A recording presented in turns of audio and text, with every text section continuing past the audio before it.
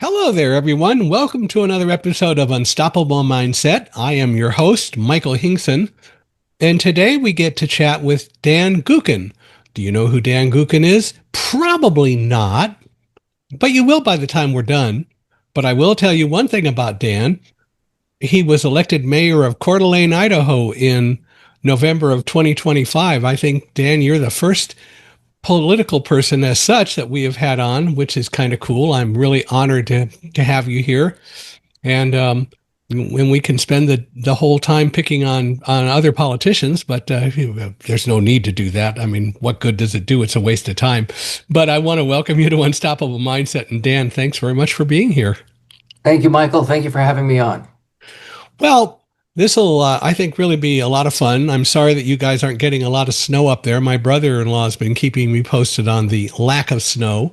So today here, we're expecting a temperature at about 70 degrees. Last week, it got up to 39. So I don't know. There's something going on with the climate. It's something. Yeah, whatever it is. If Well, only there was a name for that. yeah, yeah. If there were enough people would only believe it, but that's another story. You are right. Well, thanks very much for being here. Why don't we start? Tell me about the early Dan growing up and all that. So I grew up in San Diego, California, Good and place.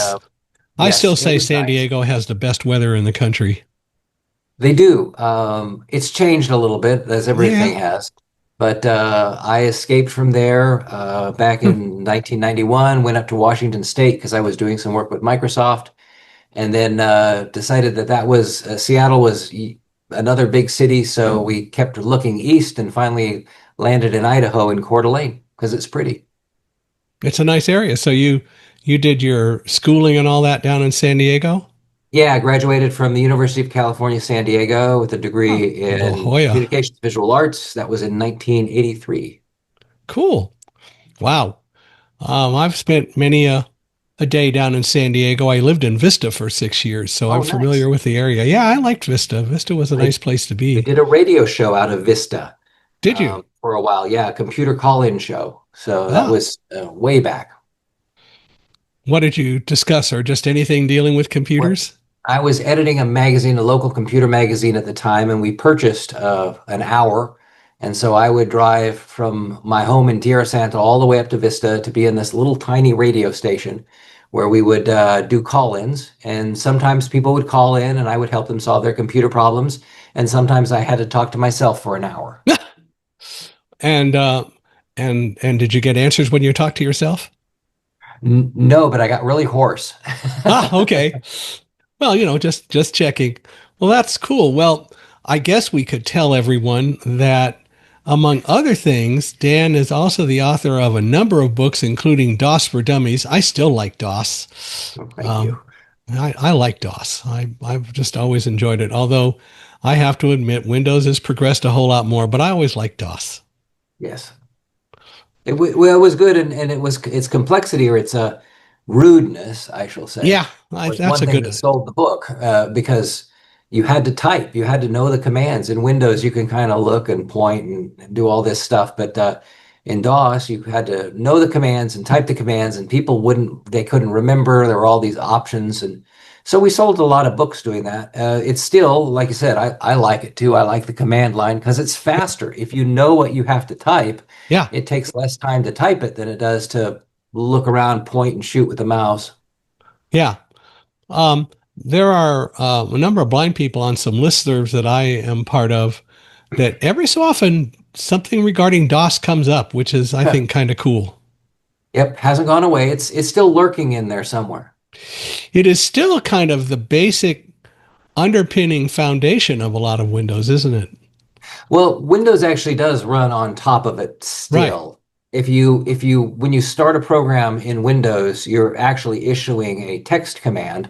So inside there is a long text command that is issued that gets everything running. It's just that you're configuring that from a graphical perspective. right. Mhm. Yeah, but it is still running. DOS essentially runs under Windows, which is something that is relevant. So I guess we could blame that on Bill Gates. or credit him. I don't know. Or yeah, yeah, one or the other. Yeah. Well, so you graduated, you moved to Seattle. As you said, it is a big city. Although, Mhm. it's kind of hard to fight Pike's Fish Market. Well, there's the fun and charming parts of Seattle that I really enjoyed. So, Yeah. I mean, I can't say that, it was a horrible city. The thing I admired about Seattle the most was that Seattle would occasionally not take itself seriously. And I liked that it had a sense of humor and that people there were generally good natured. San Diego was a little bit more uptight, fair weather fans, that kind of stuff, where Seattle was more of a community. And I admired that greatly. And there used to a lot of rain up there. Not as much as people say. That's kind of the reputation. The Pacific Northwest, we do have. So I moved from Southern California, where you have 360 days of sun a year, Yeah. to Pacific Northwest, where you have 180. So it was kind of a shock from that point of view. It's mostly like today, it's overcast. It's just there's no sun. So that's the big difference. And then you moved up to Idaho and how many days of sun or not sun are there a year? Oh, it's still about 180, 180. Uh-huh. but so you get used to it after a while. And when the sun comes out, you're all happy, and it's like, look, the sun's out, everything's pretty. Yeah. Fair. Yeah. So when you were in San Diego and so on, what did you want to do or be when you grew up? So originally, I wanted to be a doctor, and then I had the misfortune of being in a hospital, and I said, I don't ever want to be back here, Ah, and changed my mind and figured I would be a writer.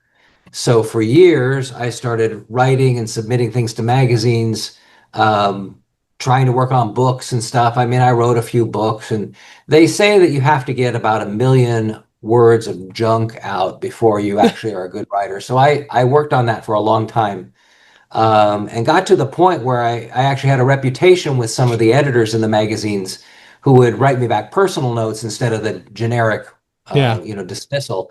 And so that was working really well. But then what happened in 1984 was I wrote something for the local computer flyer, and they liked that, and it got published. And that was what really started the career for tech, because tech wanted people who knew how to write. So that was good timing. Yeah, so many technical manuals are just so boring. I really wish people would learn how to write more interesting books. Of course, I say that about textbooks as well. I am of the opinion that having a master's degree in physics and having read many a physics book, the and there's so few of them. The best books are the ones where the authors have put some actual personal stories in to draw people in with human interest parts of the science. And I wish more people would do that. And that was my point too. It was like these books are dull and boring. And the problem I had, because I was writing computer books at the time, I had a computer book literary agent. There is such a thing. And it's backwards in that industry though, because the publisher says what they want a book Yeah, on, and then they have you write the book on the topic. And so I was doing that for many years, but I did not like the fact that they would edit my books to make them dry. And editors would actually complain to me and say, "There's too much personality in here. You can't have this." It was like they thought that was a built-in feature of the book. And my protest was, well, no, let's make them interesting. Let's use real life examples. Let's have some personality in there. Let's have some interaction with the reader. And they didn't like that until DOS for Dummies came around, and the publisher was willing to change the paradigm. geez. Yeah, it's so unfortunate. They think they know everything there is to know, and the reality is they don't. That's the way it is with just about any industry. That I think the corporate mentality is kind of to resist innovation, even in the most innovative industries, until something crazy comes along. And I think that's why in Silicon Valley you had all these startups. Yeah, If you trace the lineage of a lot of the big companies, they started at other big companies that were unwilling to do the crazy ideas these guys had, and so they went off. I mean, Steve Jobs, Steve Wozniak left Hewlett Packard and right, started up Apple Computer. And right, I'm pretty sure there's probably been some engineers from Apple Computer who've left and started up their own company and become the right. same creative. Well, and Bill Gates is in essentially the same way. It's Mhm. he started out doing something, but he attracted people's attention by some of the other things that he did. Yep. And that was very relevant. But I hear what you're saying. It makes perfect sense because people just don't like to be innovative and don't like change. And that's unfortunate that we have so many people that just, as much as they talk about the fact that change is everywhere, they don't like it. No, it's well, I think we get in our comfort zone and you don't grow out in the comfort zone. So No. I like to challenge myself and do interesting things like become mayor. And you leave your comfort zone and what can I do here? Or how can I do this better? Yeah. Well, and that makes perfect sense. Well, what got you started writing about technology? Just because you were writing that one article there, or those articles that got interest on the part of a publisher, or what? What got me started was that I got paid.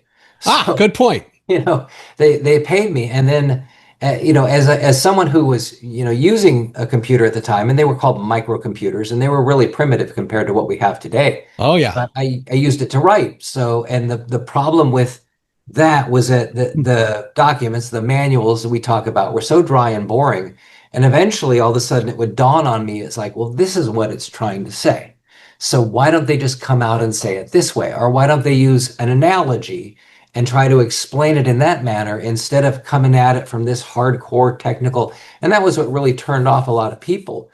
So it motivated me to want to do it better. And that's kind of what I tell the kids. Like if my kids, I say, you should start up a business. That's really the best way to get successful is start up your own business and become famous like that. And they're like, well, what business should I start up? I said that the easiest way is to find something that you like, something that's being done poorly, and just do it better. Yeah. And that's really a lot of the creative, insanely genius stuff that's happened throughout the world is just someone who does something routine but does it better. And that's really the operative part about it, and the real key. I think you're absolutely right. Find something that people aren't doing well, Mhm. and by the time you get creative enough to figure that out, you're well on your way. Yep. So Which, that's what I did. yeah. And so you started going off and writing a variety of things. What actually got you to write DOS for Dummies? What specifically? It's first of all, I love the title of all the For Dummies books. I think it makes sense. But what got you started in writing DOS for Dummies directly? Well, I knew that there was an appetite out there for beginner computer books, but the publishing industry would not publish beginning computer books because they said beginners don't buy computer books. And I explained to them, well, your problem is you don't write beginner computer books. You write something and you call it, the easy guide to whatever, but the content of it is not written for a beginner. Maybe the first chapter is very condescending and patronizing, and then the rest of it is just technical garbage. So I said, you have to keep that tone throughout the entire text. You have to identify who it is you're writing to, as who's a smart person who may just not get it, and explain it to them and just keep going. And that was the problem. So I did originally called it the Idiot's Guide for DOS, which was based after the Idiot's Guide to Volkswagen Repair. My dad Right. had a copy of that, and I thought, well, what a brilliant idea. Yeah. And so the publisher saw me speak at a conference and where I was bemoaning the fact that the books were so boring and they kept editing out my personality, and then went to him, and he's like, this is great. Your outline that you have for this book is perfect, except we want to call it DOS for Dummies. I thought, like a lot of other people, that was condescending and patronizing, but that it's an alliteration, so that's what they go with. And then he said to make it a reference. Don't make it a tutorial because, and this is brilliant, these people don't want to learn anything. They just Yeah. want to do their job. Yeah. That makes sense. So that was it. And we put a lot of humor in it. People would tell me that they'd read the book on the subway, and you'd see someone laughing reading a computer book. That's weird, but there would just be enough humor, and I'd use Mad Magazine as my inspiration. So it was kind of Mm. like us versus the nerds, and that was what really founded the whole thing. And I tell you what, it caught on. I did not think it would. There's no way we were planning on writing a book that would sell 8 million copies. We were just thinking, well, this is going to be fun. Let's just do this, get it out of our system, and then go back to writing boring books. Made the publisher very happy. Oh yeah, they were printing gold bricks. Yeah. And that, of course, was the real key. Well, that started a brand, didn't it? Oh yeah, they did. And there was no intention to do that, but then they followed that up with Max for Dummies, and a bunch of other titles that were just very popular at the time. AOL for Dummies, um, Windows for Dummies eventually came out, and that Yeah. was the King for Dummies book. But yeah, they have it on all topics. I've even so as someone who was in starting in government, I got Robert's Rules for Dummies, which Ah. you've been to a meeting, they follow Robert's Rules, which is very dry and boring, but it's important. And Robert's Rules for Dummies is a good example of a for Dummies book because it explains everything carefully, lots of humor in there. And so there's a lot of them. Wine for Dummies was another one that I really liked. I thought they did a good job. Golf for Dummies. There's on every topic. There's a for Dummies book. How many of them did you write? Only wrote the ones with my names on them, but probably about 40 separate titles. So over the years, most of them have been rewrites. So technology changes. So there have been 16 editions of Word for Dummies and 13 editions of PCs for Dummies. There were 4 editions of DOS for Dummies. So you're always writing new editions. So all totaled, 180 separate titles, but individual titles without not counting multiple editions, it's Right. about 60. Wow. Yeah. Yeah, and I can appreciate that books like Word for Dummies or even iPhones for Dummies has to change over time. Yeah, well, some of them, I mean, I've been doing a kind of a review on YouTube. I've been doing short videos highlighting some of the goofy images that I put in the books over the years. And way back about 20 years ago, I think I was updating these titles once a year. They would say, Mm. we need a new version of this, we need a new version of this. And at the time, technology was just, I mean, they were cranking out new stuff all the time. So who's written AI for Dummies? I don't know, but that is a title. So, I yeah, wouldn't be surprised. should write itself, though, you think about it. Yeah, they really should do that. It should write itself. Someone told me once that they wanted to do a manual in my style, so they directed AI to write something in the style of Dan Gookin, and apparently AI can do that. So, am I going to get paid? I don't know. Well, that's another story, of course. Yeah, But still, um, it's a great franchise. It's a great brand all the way around. And I know different people have written different kinds of books like that. But still, the fact is we need that in the world. And I agree with you, especially that it's good to put humor and personality into it. And I really wish more people would do that. I really wish that would go into the textbook world, but it hasn't yet. now that's a different planet. I tried to break into that world, and that academia is it's different. It is weird. Yeah. There are just not that many people who can get away with it like Richard Feynman did with some of the things that he did in physics. And even He there, was his books were a little boring at times, but still. he was awesome. Of course his autobiography is a lot of fun. Yeah. Yeah, Surely you're joking, Mr. Feynman? exactly. Yes. Adventures of a Yeah, it is. I keep it around. I've got an audio copy of it, and every so often I will go back and read parts of it. It's a great book. He's kind of an inspiration to me, especially in the area of government. And one of the Hmm. parts of his book where he was on the panel that was reviewing textbooks for, I think, the state of California, and he noticed that one of the books was blank, it was empty. And he was the only one on the panel who did it. And I kind of echo that often in government because I'm occasionally the only person who actually reads some of the material they provide. Yeah, And those kind of moments are classic. I love yeah. those. When you can say, well, as everyone notices, page 14 is blank, and they all madly flip to page 14, like, oh my gosh, how did you find this? Well, I I did my read it. job. I read the thing. I had a roommate in college, and we at that time we were using the Berkeley physics series. I don't know whether that even still exists anymore, but different professors from Berkeley wrote various books. And the guy who wrote the book on waves, um, I had a roommate who was reading that book, and he searched vigorously to try to find a single misspelling of a word in the whole book. Wow. He finally found one. He said there really was one in the book. Kind of makes you wonder if that was deliberate, but he actually found one. But it took him most of the quarter we had the book to find it. But he did.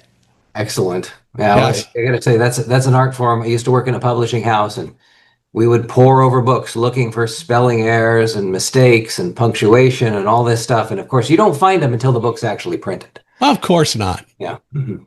Yeah. Um, Now it should be easier, but it's not, and they still don't come out until the book is already published and it's out there, and then you find out what isn't right. Right. I suppose that gives the publisher an excuse to republish the book and make more money. Well, yeah, it depends. It's if it is selling, if it doesn't sell, then obviously the mistake's going to linger out Yeah, there. Of course, with yeah, digital copies, they can update it right away, but not with a print book. yeah. Nowadays, there's so many print books that are done pretty much on demand, so that Mhm. if you want a copy, unless it's just something where they're selling literally millions a month, the book is available on demand, although there's a little bit of a lag time to get it. My Mhm. book, Thunderdog, which is the story of Roselle and me in the World Trade Center, is still selling pretty well, but it is more printed on demand by Thomas Nelson, now HarperCollins. Yeah. And I understand that as long as it's available, I'm not going to complain. And they prefer to sell it that way as opposed to printing out 5,000 copies they have to store somewhere. So, Right. Yeah, they don't have to pay for storage and they just print it. And so it takes an extra week to get somewhere. mhm. That's fine. We can cope with that.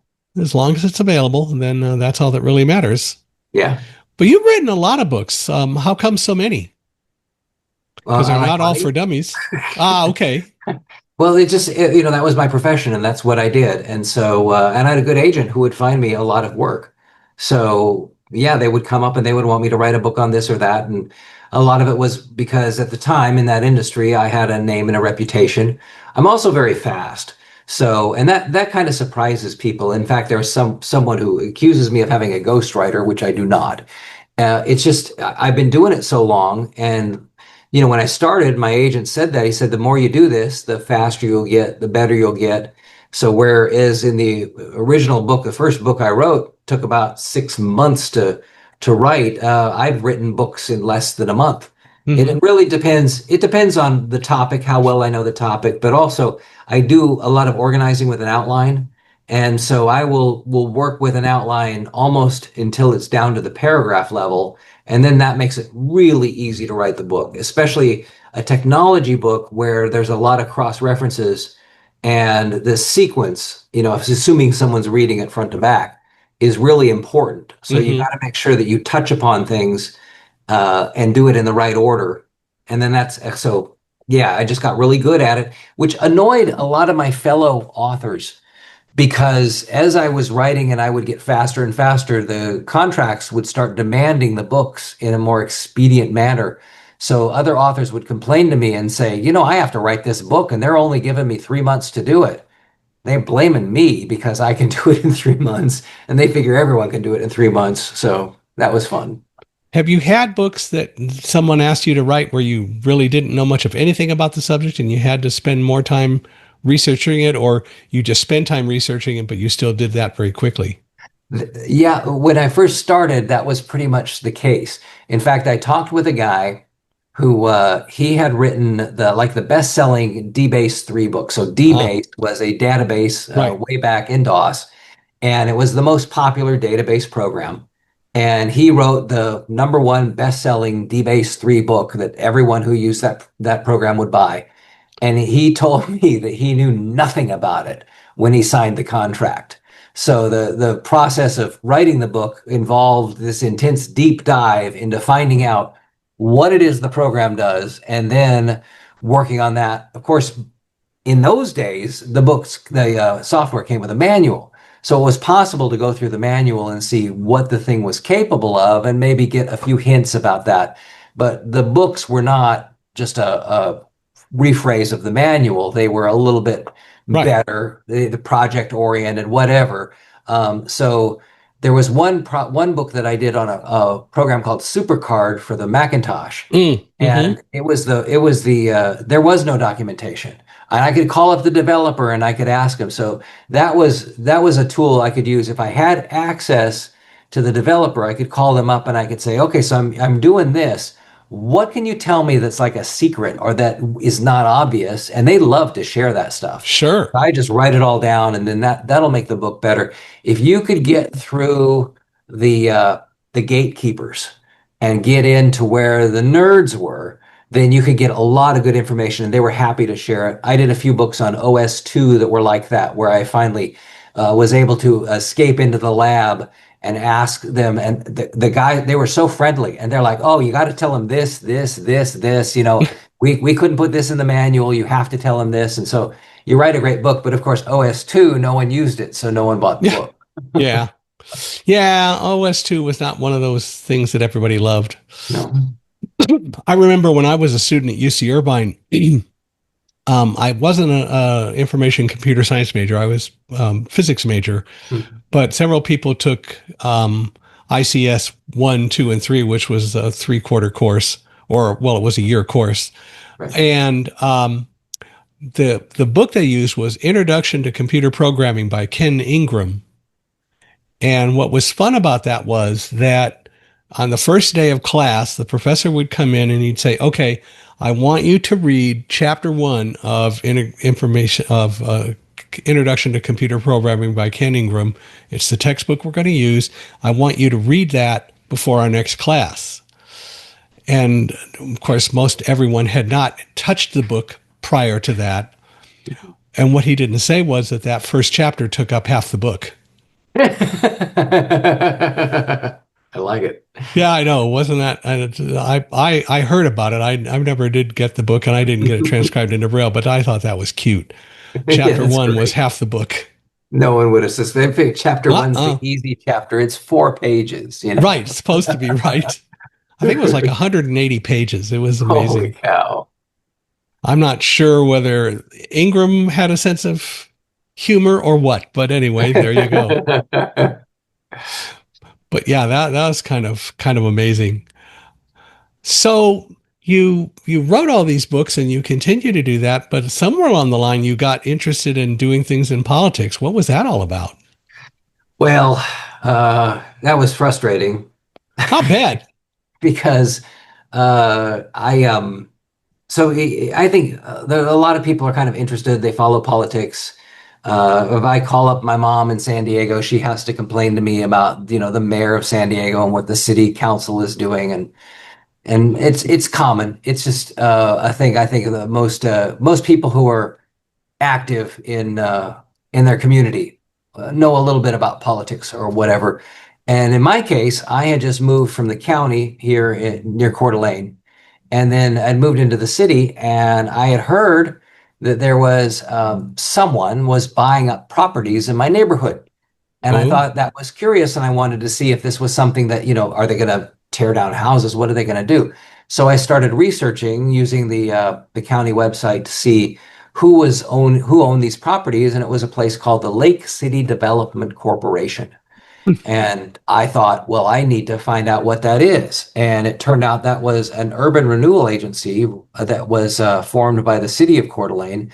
And I started reading the statutes, and I started reading their minutes and finding out what it is they do. And while on the surface it sounded really fun, there were a lot of curious things that I didn't like, a lot of mm-hmm. non-transparent things, a lot of things where, they're spending public money on what I thought were frivolous things. And so I started asking questions. I started coming to meetings, and their mistake was that they pushed back. And so something triggered me, and I had a red flag, and I just started going after it. We formed a group of people who were all interested in this, and we would meet regularly and go over what was going on with the government.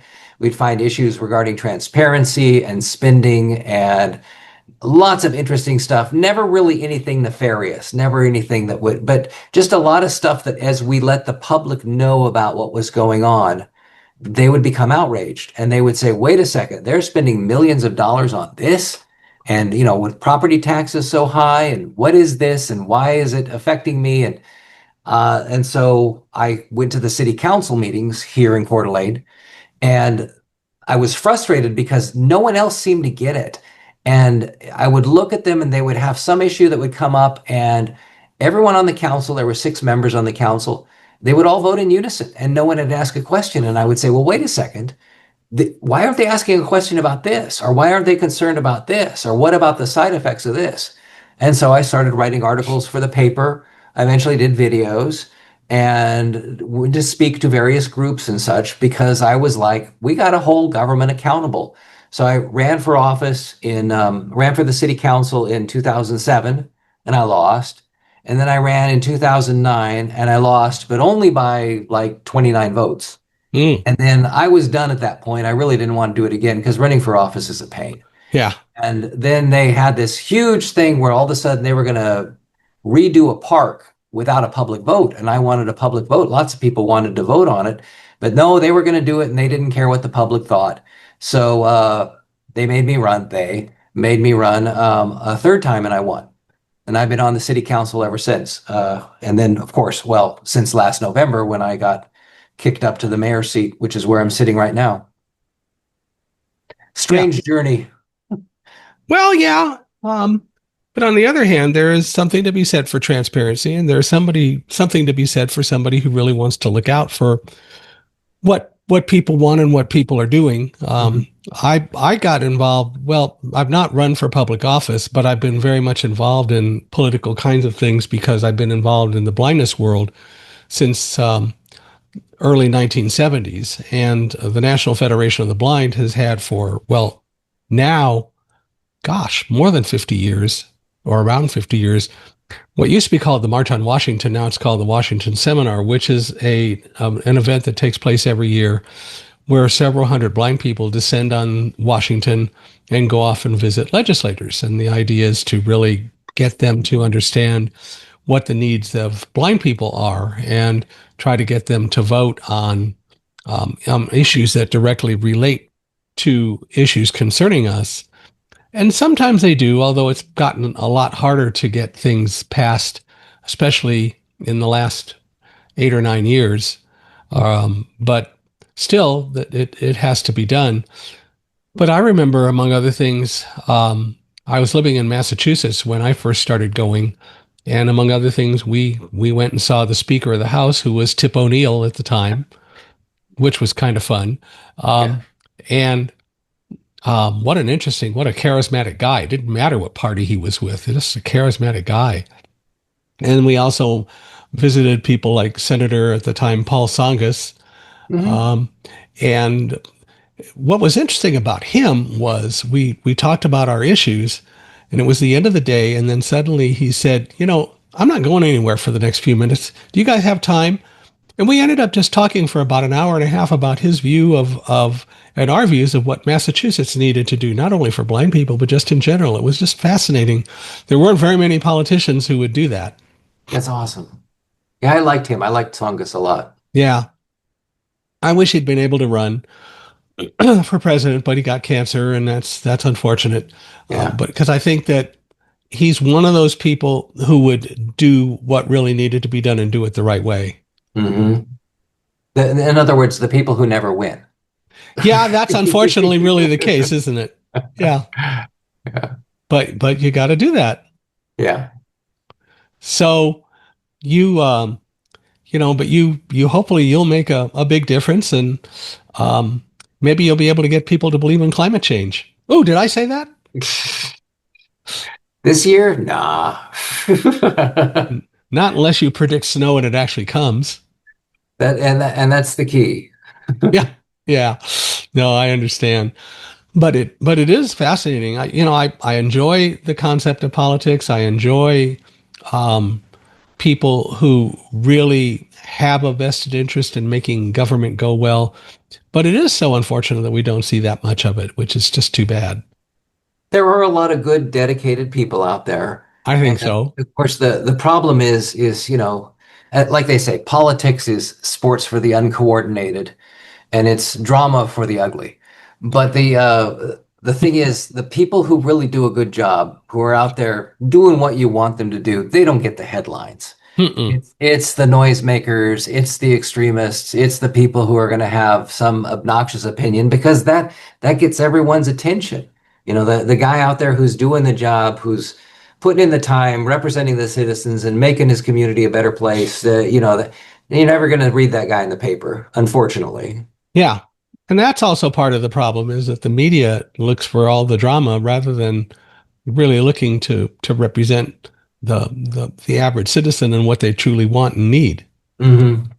So those don't the actual the things don't make headlines. In fact, it was really funny. There was a guy who was elected to the state house from this county, And one of his campaign platforms, he was going to repeal all the useless laws, all the things that are still on the books that, just we don't need those laws anymore. They're old, they're outdated. And he did that for about a week, and it doesn't make headlines. So here he is, doing doing the job that you think they would want to do and making government more effective. No one cared. I remember there was one year where we cut property taxes here in the city, and I thought, wow, everyone's going to come up and say thank you. No, no one did. So it's like, what's the motivation? If you go, they say, I want you to be my mayor, and I want you to work to cut that budget. And so you cut the budget, and then no one says thank you. We got Tom Steyer here in California who wants to become governor, and he's talking about all these things that he's going to do. He's going to get electric utility rates lowered by a significant amount. He's going to encourage and bring competition to the electric grid industry. And he talks about lowering housing costs by building 1 million homes and doing so many things. And every time I hear his campaign commercials, the thing that I keep asking myself is, haven't we learned anything? And no offense to Donald Trump, but Donald Trump made a lot of promises that we're not seeing. Steyer's making a lot of promises that he has yet to say how he's going to pull any of them off. Oh, yeah, and that's the thing is you got to. There's only so much you can do, but you when you campaign, they can say anything, of course, I and know. they might as well just say free ice cream and ponies for everyone. Yeah. And that's almost essentially what's happening. And I'm not saying that he would be a bad governor. I haven't researched him enough, but the commercials just don't do anything to make me thrilled Yeah. because he's not saying how he's going to do any of it. And that's what I really want to know. Yeah, I didn't when I ran this campaign, I didn't really promise anything that was sexy at all. I said, I'm going to work on a policy manual. I'm going to increase the amount of information and transparency, and it was like nothing that you want to put on a bumper sticker. Mm-hmm. But I still won. I mean, there were people who were in the race who were promising this and that, and they were going to do this and all this stuff, and somehow I eked it out. Why do you think you won? Name recognition. Okay. And that's pretty much that's a lot of what politics is just the name recognition. You can win on that. I also do have a reputation. I mean, being on council for 14 years and being often called the lone voice of reason. Like I said earlier, I'm the one who asked that obvious question. Yeah. And people are in the audience are going, well, thank you. Someone's finally asking what they wanted to ask. And so there was that, and I also, I do return my emails, I answer the phone calls, I make sure that I'm available. So and I think that reputation kind of spread itself around that I would be responsive. It didn't mean that I actually did anything because the powers are really limited. So Yeah. if someone wanted, they want to put in a stop sign somewhere, I'll go visit them and we'll look at the thing and we'll look at the traffic data and all this stuff. But there may not be a stop sign there. Still, I showed enough time that I paid attention to them and I responded to them, and we'll see what we can do. That's the best you can say. And if it didn't happen that there was a stop sign, but there was a good reason for it, I would suspect that you would be the kind of person who would say, here's why it didn't happen. Right, exactly. And to explain that and a lot of people don't understand things like that because it's easy to get defensive with government because sometimes it can be so colossally Yeah. stupid. Yeah. But but it's just as long as you have that explanation, and sometimes it's refreshing because then they hear the answer and they're good with it. So we have a problem here with there's noise on the freeway because they're expanding the freeway, and a lot of people are upset. So they call City Hall, but it's not our project; it's the state highway district. So it's like I can do only what I can do, but it's still, if you're the only elected official who bothered to reply to them and told them, I hear what you're saying, I'm going to do whatever we can. Sometimes that makes people happy. They may not be happy in the big picture, but at least they got a response. And um, when you discover something that's relevant, I'll bet you are the kind of person who would then initiate another letter saying, here's why it didn't work or here's why it will work. Right, and I do follow up. So I did, in that Yeah. case, I wrote a letter to the governor and said, is there anything you can do? And then I forwarded the letter on to the person who had contacted me and said, okay, this is the best I can do. Let's see what he can do. So, Yeah. yeah. I'm curious. You mentioned that property taxes did get lowered once in Coeur d'Alene, but Nothing. No one ever did anything with that. How come? Well, no, it's just we did we You, kept you them we got you kept got them them flat. lowered, but why didn't anybody pay attention to that? No, well, see, I'm sure they paid attention to it. We are only one entity on your property tax bill, so there's a few, Ah, and good point. we might have been the one who kept it down, but the other ones may have kept it up. And then there's all the formula is really complex, and so it could be that their property assessment went up. Mm, Could be a lot of other things that would have happened that would have affected it. But like I said, I mean, we made a big to-do about it, saying, "Hey, look, we worked, we cut the budget, we kept it flat for all you guys," and then no one said anything. But that's it's discouraging, but it doesn't discourage me from continuing to try because I'll always try. you can only do what you can do, but at least you're doing it. Yeah. Now, if you want to live in a state where the taxes are very interesting, move to New Jersey. No, thank Um, you. yeah, um, where we lived, the the taxes. Every town, every city had its own property taxes. You could live Oh, on a wow. street.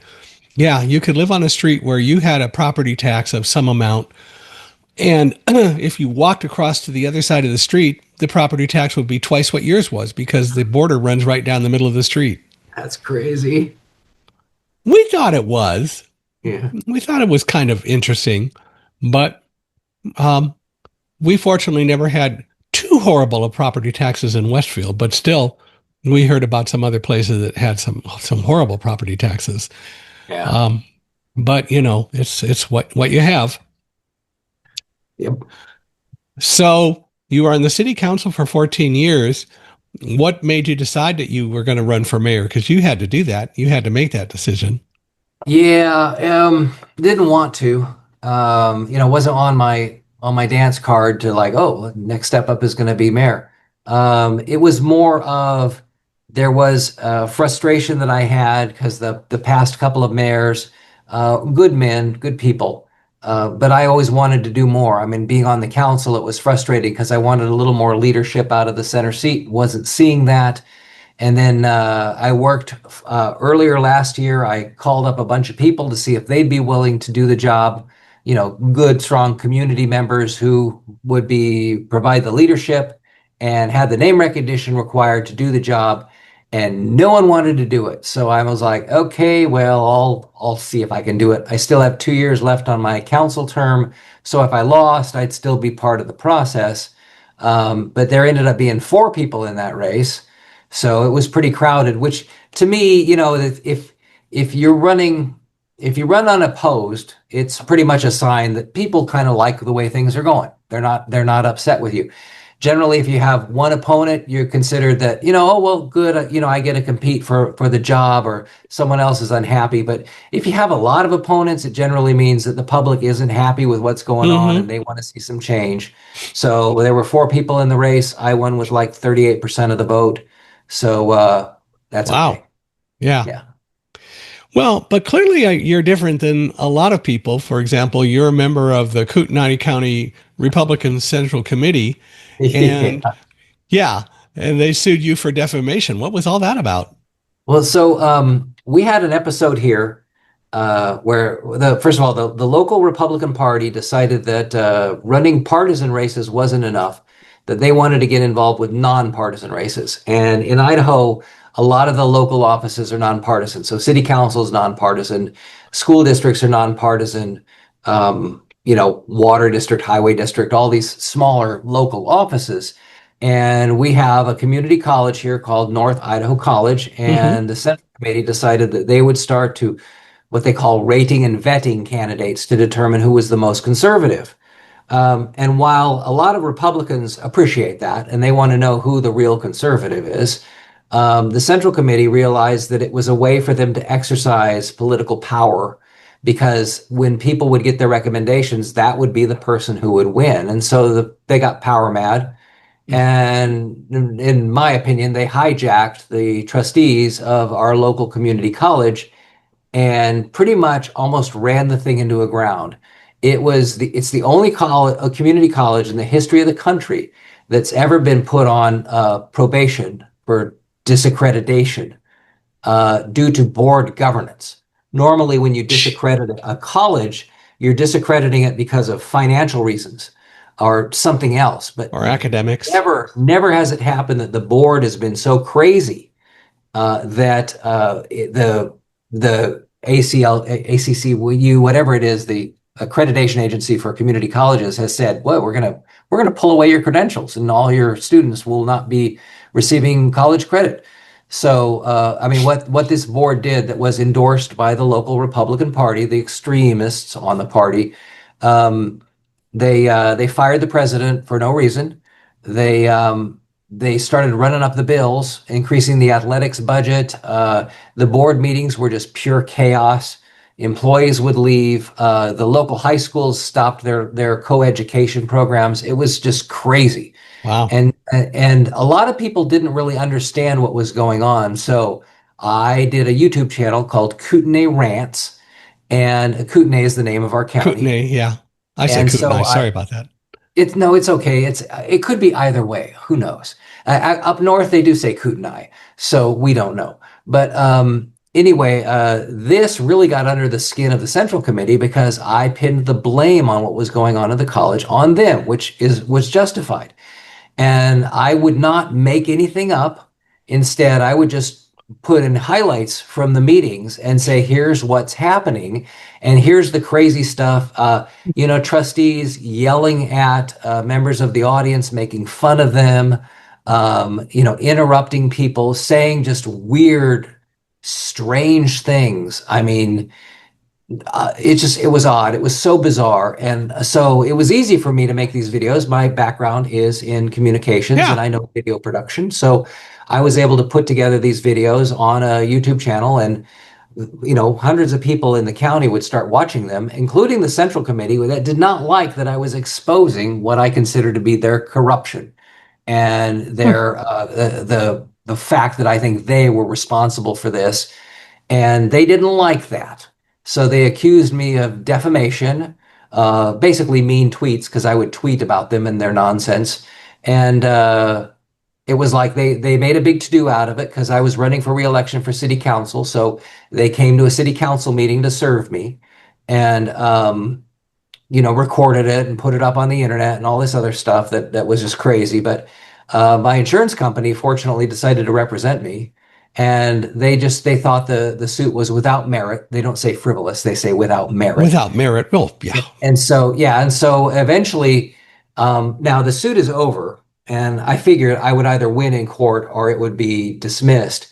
But the insurance company settled, and it was against my wishes. I said no. I said don't settle with these people. But the insurance company did settle, and I made sure that as part of the settlement that they would not say that I agreed to it or that I said I was wrong or I apologized or anything. No, the insurance company just didn't want to waste any more money.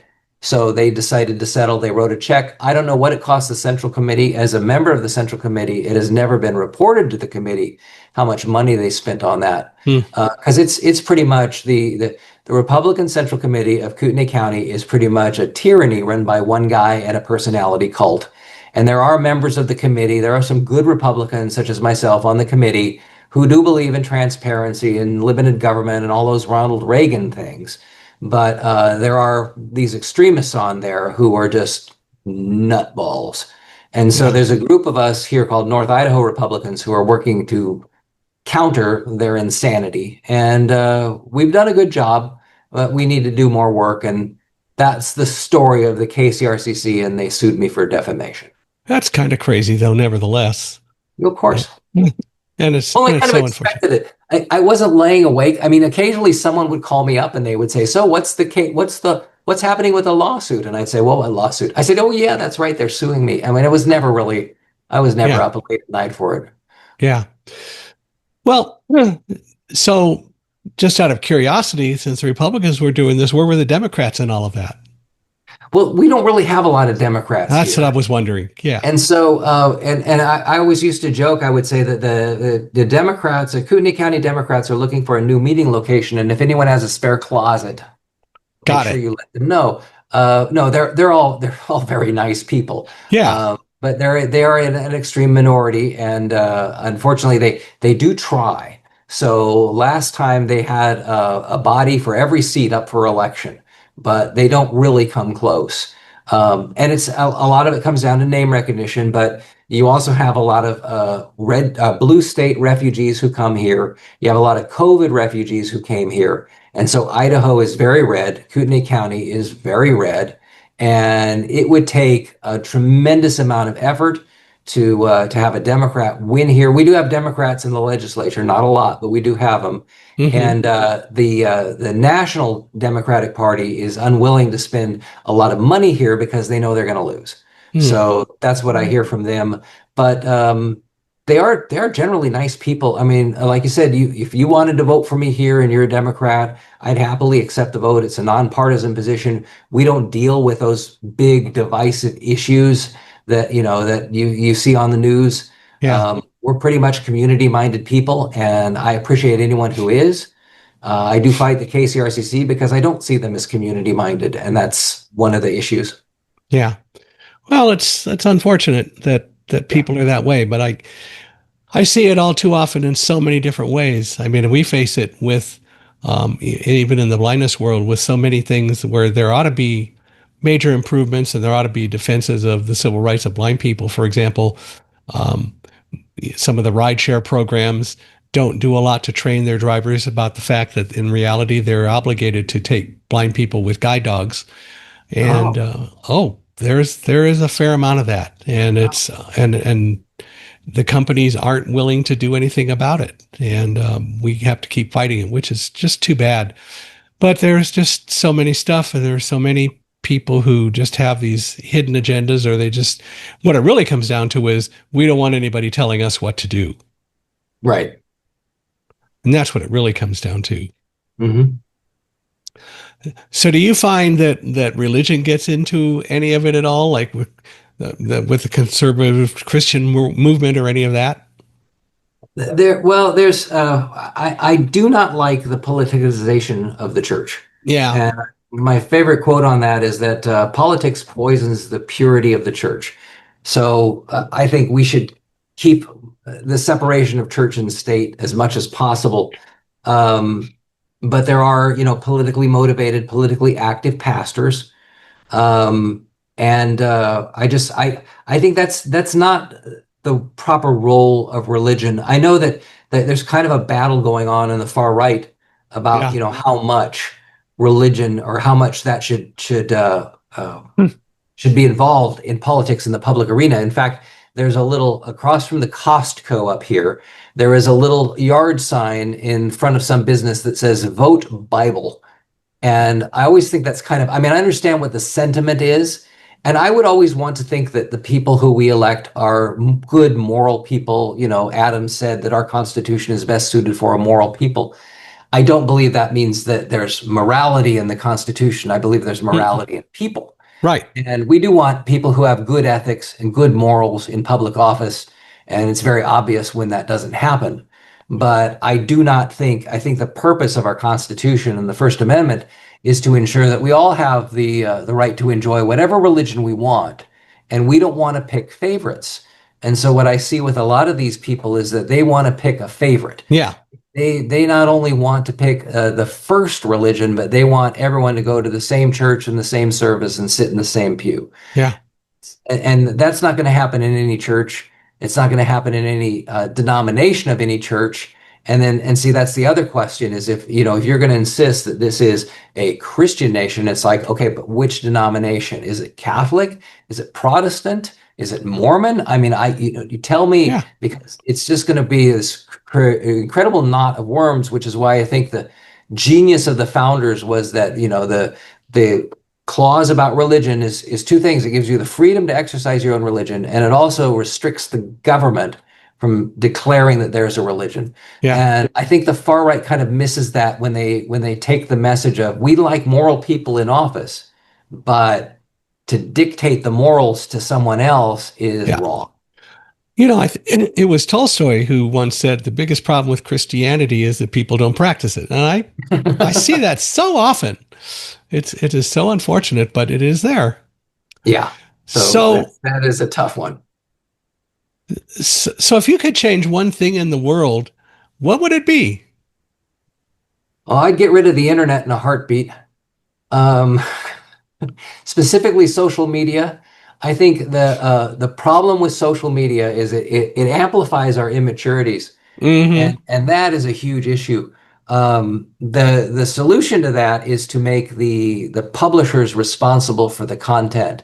So, in other words, Facebook could be sued for anything that someone puts on Facebook, and that would terrify Facebook, but it would terrify them to the point that they would actually regulate themselves, and start dialing back. I mean, I can say 20 years ago or so, whenever I was first on Facebook, I would go on there and I would see my kids and they'd be playing a ball game or they'd be over at a friend's house. You'd see birthdays, vacations. It was just kind of like it was a social thing. You go on there now and it's politics and it's Hmm. like this person deserved to be shot. And Yeah. it's so extreme and it's so rude. And this, some of the stuff they've said about me is not very nice. But I think that if we're going to solve one problem in the world, we really need to dial back all the animosity that's on the internet. It's not doing anyone any good. Yeah, I know that when Charlie was shot, what, in October, was it? Yes.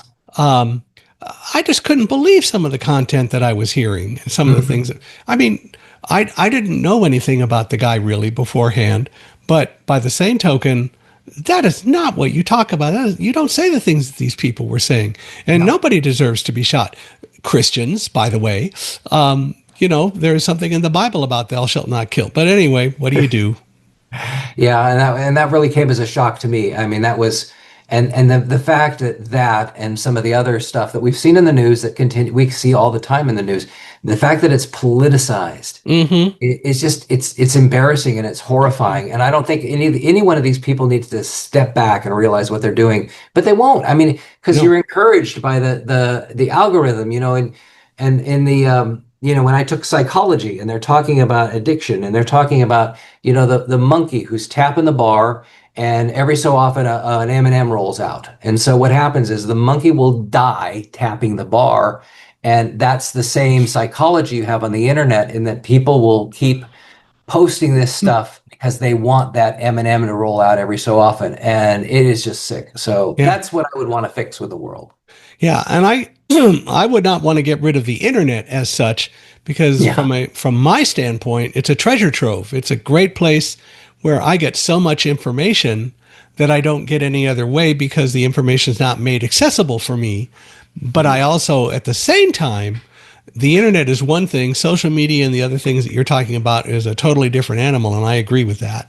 Yeah, so I could, we could put bumpers on that and say, yeah, we like the internet, we like the access that it has, we like the convenience that it's provided, the data. I mean, to be able to look up stuff. I mean, I Yeah, just did that the other day. Hey, when did the Seahawks play, the 49ers last, and what was the score? And to be able to have that information right at your fingertips is awesome. right. But still, the abuse that happens with it and Yeah, some of the absolutely. problems. Yeah, we could fix that one easy.